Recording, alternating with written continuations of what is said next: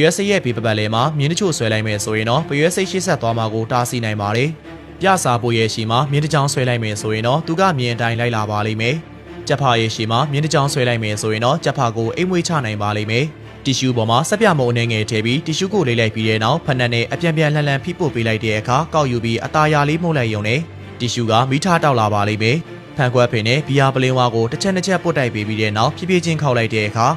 ဘီယာတွေပန်းထွက်လာပါလိမ့်မယ်။ဒါကနျူကလ িয়ার ဘုံတွေပောက်ကွဲရတဲ့အကြောင်းရင်းပဲဖြစ်ပါတယ်။မီဂျစ်ဆန်ဘူးကခဲဘက်ကိုခွာယူပြီးသူ့ကိုမီရှို့လိုက်ပြီးတဲ့နောက်ဖြစ်လာတဲ့စီကြီးကိုလက်မတုပ်ပြီးတော့ဖြည်းဖြည်းချင်းပို့လိုက်တဲ့အခါမီကိုငွေတွေထွက်လာနိုင်ပါတယ်။ဒါကမျက်လဲဆရာတွေလက်ပလာနဲ့မီကိုငွေထုတ်တဲ့လျှို့ဝှက်ချက်ပဲဖြစ်ပါတယ်။ဒါနဲ့လိမ္မော်ကုန်းကိုလှီးဖြတ်ပြီးပူစီပေါင်းကိုအရင်နဲ့ဖြန့်လိုက်တဲ့အခါပူစီပေါင်းကိုပေါက်သွားစေနိုင်ပါတယ်။ဖျောင်းတဲ့မီကိုဖြန့်လိုက်မယ်ဆိုရင်တော့မီတောက်ကပိုအရှိန်ပြင်းလာပါလိမ့်မယ်။ဘူးကုန်းနဲ့ရှာလကားရဲ့အနေငယ်ထည့်ပြီးပလင်ဝါမှာဘေကင်းဆိုဒါထည့်ထားတဲ့ပူစီပေါင်းကိုစုပ်ပေးလိုက်ပါမယ်။အဲနောက်ပူစီပေါင်းကိုထောင်မှန်လိုက်တဲ့အခါဘေကင်းဆိုဒါနဲ့ရှာလကားရဲ့ဓာတ်ပြုမှုကြောင့်ထူးဆန်းတဲ့တံငွေတစ်မျိုးထွက်လာပြီးပူစီပေါင်းကိုဖောင်းလာစေနိုင်ပါတယ်။ခောက်ဆွဲတစ်မြင့်ကိုသုံးယုံနဲ့ရေကိုနောက်ထပ်ခွက်အလုပ်တစ်ခုနဲ့အလွယ်တကူပြောင်းလို့ရပါတယ်။ပိုက်တစ်ချောင်းသုံးယုံနဲ့ရေပလင်းကိုမာယူလို့ရပါတယ်။ဒါက3ကန်ရဲ့ခိုင်မာတဲ့ဂုံတက်တီပဲဖြစ်ပါတယ်။အိမ်မာမီပြတ်တဲ့အချိန်ဖျောင်းနိုင်တို့လက်နှိပ်တံမီတို့ရှာမတွေ့ဘူးဆိုခွက်သေးဆန်နဲ့ရေတင်ထည့်ပြီးအပေါ်ကနေစီတစ်ထက်ထပ်လောင်းပေးလိုက်ပါမယ်။အဲနောက်ဂွန်းတန်းကိုအလဲမှာထိုးဆိုင်ထားလိုက်မယ်ဆိုရင်တော့10ရက်လောက်ထုံရင်တော့မငိမ့်မဲ့ဖျောင်းနိုင်ကိုရပါပြီ